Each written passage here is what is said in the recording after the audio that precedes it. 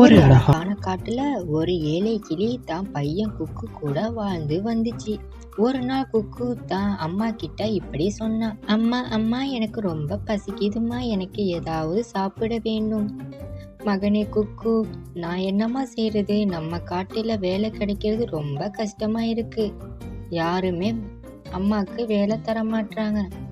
நீ கவலைப்படாத, இன்னைக்கு நான் எங்கேயாவது வேலை பார்த்து உனக்காக சாப்பாடு எடுத்துட்டு வரேன். அப்படி சொன்ன ட்வீட்டி கிளி காட்டுல நிறைய இடங்கள்ல வேலை தேடுறதுக்காக பறந்து போச்சு. ஆனா எங்கே தேடியுமே ட்வீட்டி கிளிக்கு எந்த வேலையுமே கிடைக்கல. அந்த சமயத்துல அங்க ஒரு குருவி பானை வியாபாரம் செஞ்சுட்டு இருந்துச்சு. அது பானைகளை தயாராக்குறதுக்காக நிறைய மண்ணை போட்டு மிதிச்சிட்டு இருந்துச்சு. அந்த நேரத்துல வேலை தேடி போன ட்வீட்டி கிளி அதை பார்த்துச்சு. ட்வீட்டி கிளி அந்த குருவி பக்கத்துல போய் வேலை கேட்கறதுக்காக போச்சு. வாங்க வாங்க, உங்களுக்கு என்ன பானை வேணும், பெரிய பானை வேணுமா இல்ல சின்ன பானை வேண்டுமா? இல்ல இல்ல, நான் உங்கள்கிட்ட பானை வாங்க வரல, நான் உங்ககிட்ட ஏதாவது வேலை இருக்கான்னு கேட்க வந்தேன். என்ன வேலை கேட்க வந்தியா? ஏ கிளியே, நானே மண்ணு மிதிச்சு நானே பானை செய்றேன், எதுக்கு வேலைக்கு ஆளு? அப்படி மட்டும் சொல்லாதீங்க, உங்களுக்கு தேவைப்படுற சின்ன சின்ன வேலையை செஞ்சு தரேன், அதுக்கான ஊதியம் மட்டும் தந்தா போதும், அது எனக்கு ரொம்ப உதவியா இருக்கும். ஆஹா, ஆடு வந்து நம்ம வலையில வசமா மாட்டிக்கிச்சு. இந்த கிளிய எந்த வேலை கொடுத்தாலும் செய்யும் போல. இத வச்சு ஃபுல்லா வேலை வாங்கிட்டு ஏதாவது சின்ன கூலிய கொடுத்துடுவோம் அப்படின்னு நினைச்ச குருவி ட்வீட்டி கிளிட்ட இப்படி சொல்லிச்சு.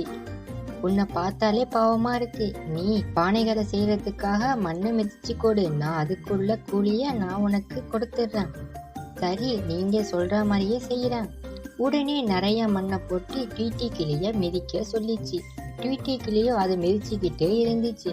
குருவியோ 5 நாள் செய்ய வேண்டிய வேலைய ட்வீட்டி கிளிட்ட ஒரே நாளுக்கு கொடுத்துச்சு. மொத்த மண்ணையும் நான் இன்னைக்கே மிதிக்கணுமா? ஆமா ட்வீட்டி, இதெல்லாம் வேலையே கிடையாது, நீ பாக்குறது பலவீனமா இருக்க, அதனாலதான் கொஞ்சம் மண்ணு போட்டிருக்க, இதே வேற யாராச்சும் இருந்தா இன்னும் அதிகமா மண்ணு போட்டிருப்பேன். அந்த குருவி இப்படி சொன்னதுமே ட்வீட்டி கிளி வேற வழியே இல்லாம மறுபடியும் அந்த மண்ணை மிதிக்க ஆரம்பிச்சிச்சு. இப்படியே ட்வீட்டி சாயங்காலம் வர மண்ணை மிதிச்சு இருந்துச்சு. ஒரு வழியா வேலை முடிஞ்சு வீட்டுக்கு போறப்ப முதலாளி குருவிட்ட தான் செய்ததுக்குள்ள கூலிய கேட்டுச்சு. நீங்க சொன்ன வேலைய முடிச்சிட்டேன், எனக்கான கூலிய கொடுங்க, நான் வீட்டுக்கு போறேன். நீ காலையிலேருந்து என் கூட தானே இருக்க, ஒரு பானை கூட விக்கல, என்கிட்ட ஒரு ரூபா கூட இல்ல, நீ போயிட்டு நாளைக்கு வா. ஐயோ, அப்படி மட்டும் சொல்லாதீங்க, தயவு செஞ்சு அப்படி சொல்லாதீங்க, எனக்கு நீங்க கொடுக்கற காசுல தான் நான் பிள்ளைக்கு சாப்பாடு வாங்கணும். உங்ககிட்ட காசு இல்லைன்னா அதுக்கு ஈடா ஏதாவது பானை கொடுங்க, அந்த பானைய மார்க்கெட்ல வித்து அந்த காசை என் குழந்தைக்கு சாப்பாடு வாங்கிட்டு போறேன். அட, இதுவும் நல்ல யோசனையா இருக்கே அப்படின்னு சொன்ன அந்த குருவி தாங்கிட்ட இருந்ததுலேயே பழமையான உடைஞ்சு போன பானை எடுத்து ட்வீட்டி கிளிட்ட கொடுத்துச்சு. என்னது இது, இந்த பானை உடைஞ்சு போயிருக்கே, நான் எப்படி இதை மார்க்கெட்ல விற்க முடியும்? ஏ கிளியே, நீ செஞ்ச வேலைக்கு இதுதான் சம்பளம், இஷ்டம் இருந்தா வாங்க, இல்லைன்னா பானைய வச்சுட்டு இங்கேருந்து கிளம்பிடு. குருவி இப்படி சொன்னதுமே ட்வீட்டி கிளி பானையை எடுத்துட்டு அங்கேருந்து பறந்து போச்சு. நிறைய இடங்கள்ல போய் அந்த பானைய விற்க முயற்சி பண்ணிச்சு. யாருமே ட்வீட்டி கிளிட்டேந்து பானைய வாங்கல. ட்வீட்டி ரொம்ப ஏமாற்றத்தோட அங்க பானையை எடுத்துட்டு அங்கேருந்து வீட்டுக்கு பறந்து போச்சு. அந்த சமயத்துல குழந்தை குக்குவோ தான் அம்மாவை எதிர்பார்த்து காத்திருந்தான். அம்மா அம்மா, எனக்கு சாப்பிட்றதுக்கு என்னம்மா கொண்டு வந்திருக்கீங்க, சீக்கிரம் கொடுங்க, எனக்கு ரொம்ப பசிக்குது. என்ன மன்னிச்சிடு, நான் சாப்பிட்றதுக்கு எதுவும் கிடைக்கல, வேலைக்கு போன இடத்துல எனக்கு இந்த உடைஞ்சு போன பானை கொடுத்தாங்க, இரு வீட்டுல ஏதாவது பழைய உணவு இருக்கான்னு பார்ப்போம். அந்த நேரத்துல ட்வீட்டி வீட்டுல உள்ள ஒரு அரிசி தவறுதலா அந்த பானைக்குள்ள விழுந்துச்சு. உடனே அந்த பானை முழுக்க அரிசியா வந்துச்சு. இத பார்த்த ட்வீட்டி கிளியும் குழந்தையும் ரொம்ப அதிர்ச்சி ஆயிட்டாங்க. அம்மா, இது சாதாரண பானை இல்ல, இது ஒரு மாயாஜாலம் உள்ள பானை.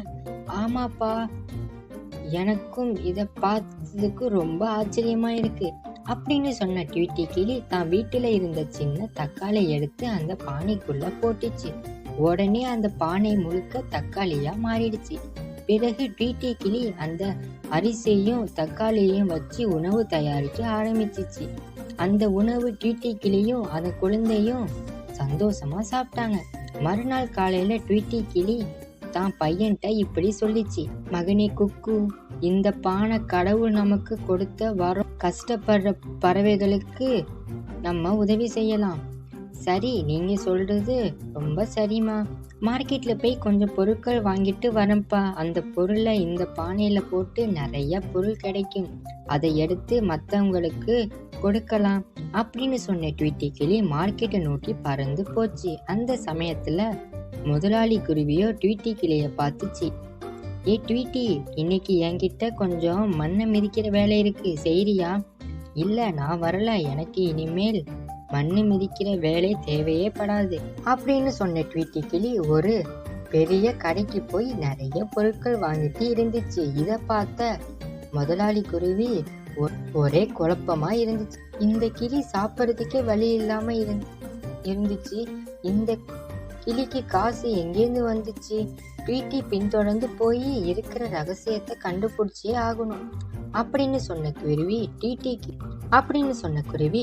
கிளிக்கு தெரியாம அதை பின்தொடர்ந்து போச்சு. வீட்டுக்கு வந்த ட்வீட்டி கிளியோ வாங்கிட்டு வந்த ஒவ்வொரு பொருளையுமே அந்த பானைக்குள்ள போட்டு நிறைய பொருளா மாத்திச்சு. இது ஜன்னல் வெளியே இருந்து அந்த குருவி பார்த்துருச்சு. அடைச்ச, நான் கொடுத்த ஓட்ட பானைக்கு இவ்வளவு சக்தி இருக்கா? அது எனக்கு சொந்தமான பானை, எப்படியாச்சும் என் பானைய வாங்கியே ஆகணும் அப்படின்னு சொன்ன குருவி பஞ்சாயத்தை கூட்டி ஊர் தலைவன்ட்ட இப்படி சொல்லிச்சு. தலைவரே, இந்த ட்வீட்டி என்கிட்ட வேலை இருக்குன்னு கேட்டுச்சு. பாவம்னு வேலை கொடுத்தேன். ஆனா இந்த ட்வீட்டி என்கிட்டயே அந்த பானைய தூக்கிட்டு போயிடுச்சு. தலைவரே, காலையிலேருந்து சாயங்காலம் வர மண்ணு மிதிக்க வச்சிருச்சு. அதுக்கு ஈடா எனக்கு உடஞ்சி போன பானைய கொடுத்துருச்சு. என் மேல தவறே கிடையாது. குருவியும் ட்வீட்டியும் சொன்ன வாக்குமூலத்தை கேட்டு பஞ்சாயத்து தலைவர் தன்னோட தீர்ப்பை இப்படி சொன்னார். ஏ குருவியே, நீ இந்த கிளிட்ட ஒரு நாள் முழுக்க வேலைய வாங்கிட்டு உடஞ்சி போன பானைய கொடுத்திருக்க. அதுக்கு பதிலா நீ 3 மடங்கு பணத்தை செலுத்தி ஆகணும்.